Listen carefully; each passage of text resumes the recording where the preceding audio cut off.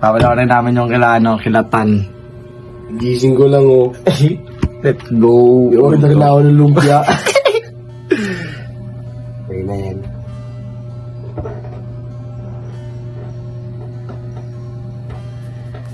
Peppa Pig.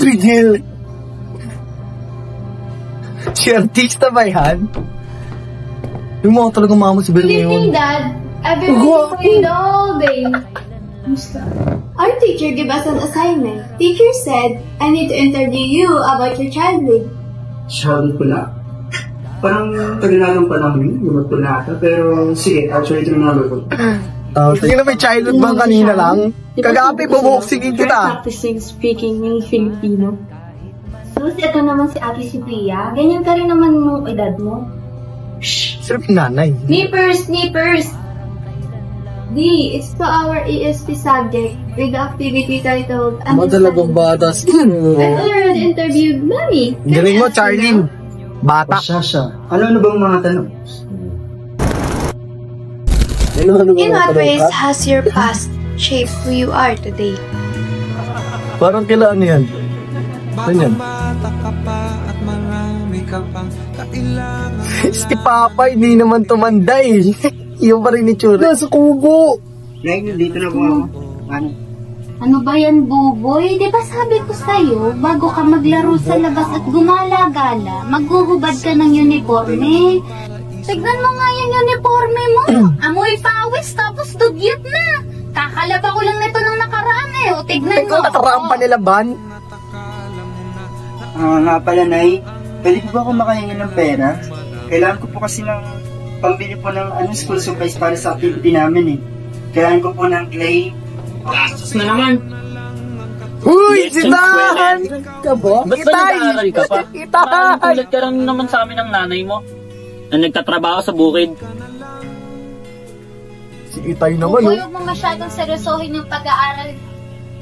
Hindi rin naman gano'ng kataasin yung mga grado mo eh.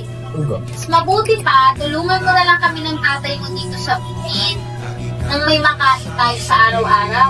Ayun ang naman magiging trabaho mo dyan eh. Pag nakatapos ka ng pag-aaral, hindi magsasaka ka lang rin.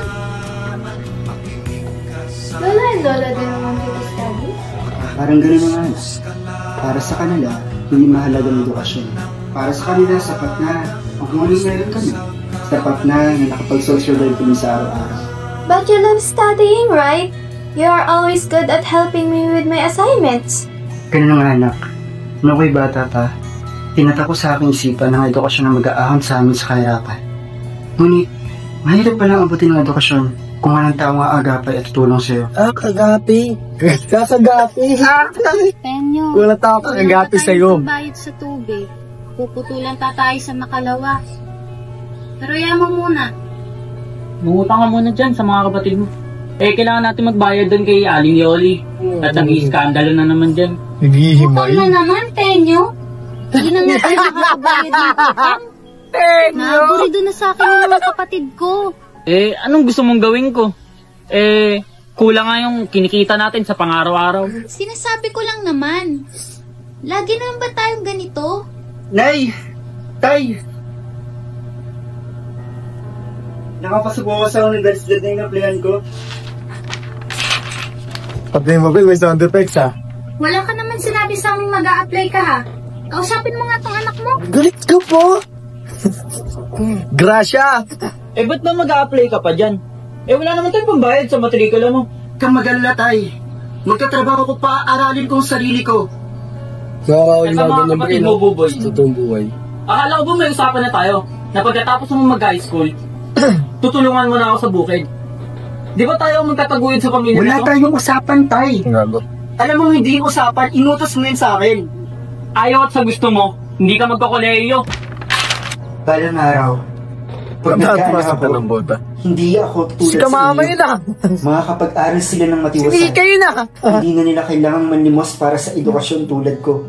Tama. So, that's why you always check my homework? Gusto kong magkaroon kayo ng choices, mga anak. Gusto kong mangarap kayo ng hindi mga nila anak kailangang nila. humingi ng permiso. Bago nanay si Lord The self is not only mine. It is Ate shared nga from tawag the na past kayo eh. and shaped for the future. Hindi ka rin naman Just like ate. what my daddy said, Lahat tayo ay may kanya-kanyang bagahe magmula nang tayo ay pinanganak. As we grow older, we start to fill that bag with our own experiences, learnings, our heartaches, and traumas. And even other people can put things inside our bag.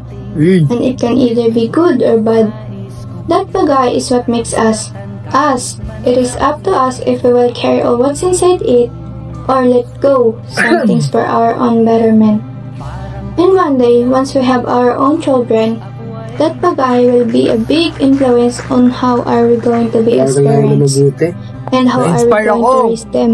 Na-inspire ako, That's why Tenyo. we should make our bagahes Loko ka, pretty Tenyo. and sparkly. Okay? Okay. Lilipas rin ako, ngunit mayroong awiting iiwanan sa inyong Sakit mo na sa amin, ligtas ko.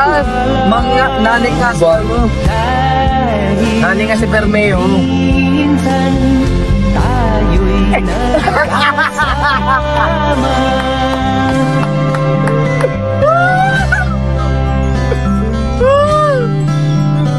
Parang kailan lang ang mga awitin ko ay ayaw pakinggan. Pinari si Kagaba, nagkasama na. Gago.